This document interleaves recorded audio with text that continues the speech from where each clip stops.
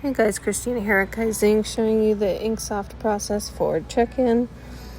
First thing you're going to do is you're going to go into purchasing, and then you're going to hit purchased, and that's going to show your POs. So you're going to click on your PO,